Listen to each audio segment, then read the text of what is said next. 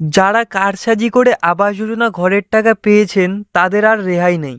ধরা পড়লেই এবার শাস্তি, জরিমানা অথবা জেলও হতে পারে। সরকার এই নতুন নিয়মটি ঘোষণা করলো। তো আজকের এই ভিডিওটির মাধ্যমে আমরা আলোচনা করব যে সরকার যারা কারসাজি করে ঘরের টাকা পেয়েছেন তাদের বিরুদ্ধে ঠিক কী পদক্ষেপ নিতে চলেছে। তো এখানে প্রথমেই বলছে, প্রধানমন্ত্রী আবাস যোজনা আনা হয়েছিল গরিব ও অর্থনৈতিকভাবে দুর্বল মানুষদের মাথার ওপর একটি পাকা ছাদ তৈরি করে দেওয়ার জন্য, যাতে যোগ্য ব্যক্তিরা এই সুবিধা পান। তার জন্য কিন্তু আবাস যোজনা প্রকল্পের একাধিক শর্তাবলী আরোপ করা হয়েছিল। কিন্তু অনেকেই এই ভুয়ো তথ্য দিয়ে ফর্মটি পূরণ করে আবাস যোজনা প্রকল্পের সুবিধা নিচ্ছেন। তো ইতিমধ্যেই কিন্তু বাংলার বাড়ি আবাস যোজনা নিয়ে ভুরি ভুরি দুর্নীতির অভিযোগ উঠে এসছে। গরিব মানুষদের বঞ্চিত করে আবাস যোজনার টাকা হাতিয়ে নেওয়া থেকে শুরু করে অবৈধভাবে আবাস যোজনার সুবিধা নেওয়ার বিস্তর অভিযোগ উঠে রয়েছে। দুর্নীতি রুখতে রাজ্য ও কেন্দ্র সরকারের তরফে নানান পদক্ষেপ গ্রহণ করা হচ্ছে। খতিয়ে দেখা হচ্ছে আবাস যোজনার আবেদন। তবে জানেন কি আপনি, প্রধানমন্ত্রী আবাস যোজনায় কেউ যদি জালিয়াতি করে সুবিধা গ্রহণ করে বা টাকা নেন, তবে তার বিরুদ্ধে কড়া শাস্তি নেওয়া হবে সরকারের তরফ থেকে। তো এখানে জানাচ্ছে, প্রধানমন্ত্রী আবাস যোজনা আনা হয়েছিল সাধারণত গরিব ও অর্থনৈতিকভাবে দুর্বল মানুষদের মাথার ওপর একটি পাকা ছাদ তৈরি করে দেওয়ার জন্য, যাতে যোগ্য ব্যক্তিরাই এই প্রকল্পের সুবিধা পায়। তার জন্যই আবাস যোজনা আবেদনের একাধিক শর্তাবলী আরোপ করা হয়েছিল। কিন্তু অনেকেই ভুয়ো তথ্য দিয়ে ফর্মটি পূরণ করে আবাস যোজনার সুবিধা নিচ্ছেন। তো আপনি কি জানেন, কেউ যদি আবাস যোজনায় ভুয়ো তথ্য দিয়ে সরকারি আর্থিক সুবিধা নেন, তবে তাদের বিরুদ্ধে কড়া শাস্তি নেওয়া হবে সরকারের তরফে। ভারতীয় ন্যায় সংহিতার অধীনে আর্থিক জরিমানা বা জেল কিংবা উভয় শাস্তিই পেতে পারেন সেই অপরাধী।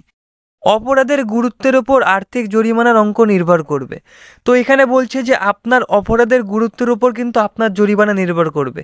মানহানি তো হবেই, সঙ্গে সঙ্গে আপনার জরিমানা দিতে হবে এবং আপনাকে জেলও খাটতে হবে। তবে নিয়ম অনুযায়ী প্রতারণা করে আবাস যোজনার সুবিধা নিলে সর্বোচ্চ 5 বছর পর্যন্ত কারাদণ্ডের সাজা হতে পারে। তো বুঝতে পারছেন আপনি, বাংলার বাড়ি আবাস যোজনা প্রকল্পের জন্য যারা কারসাজি করে টাকা নিয়েছে তাদের বিরুদ্ধে কিন্তু 5 বছরের শাস্তি দাবি করেছে সরকারের পক্ষ থেকে। জরিমানা তো নেবেই, তার সঙ্গে তো মানহানি রয়েছেই। তো এখানে জানাচ্ছে, এছাড়াও জরিমানা করা হতে পারে আপনার বিরুদ্ধে। অপরাধ প্রমাণিত হলে অপরাধীকে আবাস যোজনার প্রাপ্ত টাকা ফেরত দেওয়ার নির্দেশও দেওয়া হবে এবং পরবর্তী সময়ে অভিযুক্তরা অন্যান্য সরকারি প্রকল্পের সুবিধা থেকেও বঞ্চিত হবেন।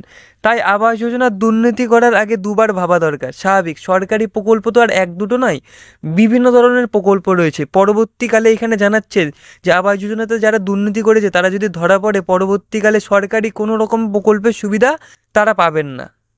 তো আপনার আশেপাশে যদি কেউ কারসাজি করে ঘর পেয়ে থাকে অথবা যদি কোনো অযোগ্য ব্যক্তির লিস্টে নাম থেকে থাকে, তাহলে আপনি তৎক্ষণাৎ পঞ্চায়েতে বা বিডিও অফিসে নয়তো সরাসরি মুখ্যমন্ত্রীর হেল্প ডেস্ক নাম্বারে ফোন করে অভিযোগ দায়ের করতে পারেন।